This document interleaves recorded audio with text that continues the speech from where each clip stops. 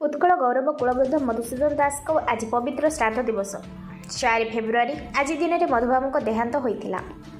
Covid कटकणा यह महामानव जन्ममाटी कटक सत्याभामापुर में आज कौन से आडंबर देखा मिलेनि। प्रशासनिक अधिकारी माने जन्मपीठ को आसवा देखा मिलनी।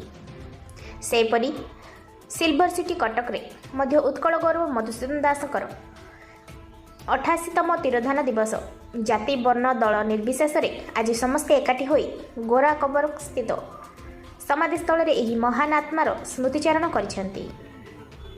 तेबे सबुठु गुरुत्वपूर्ण प्रसंग होउछि एही स्थल वर्ष वर्ष धरी अवहेलित अवस्था पड़ी रही, जहाकु नै अनेक प्रतिवादर स्वर मध्य उठिछि।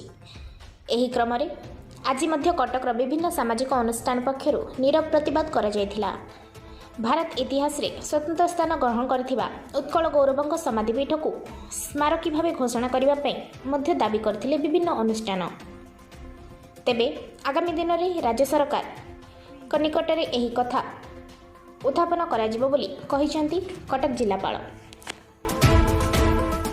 दीपक कुमार षडंगी का रिपोर्ट, न्यूज 5 ओडिशा।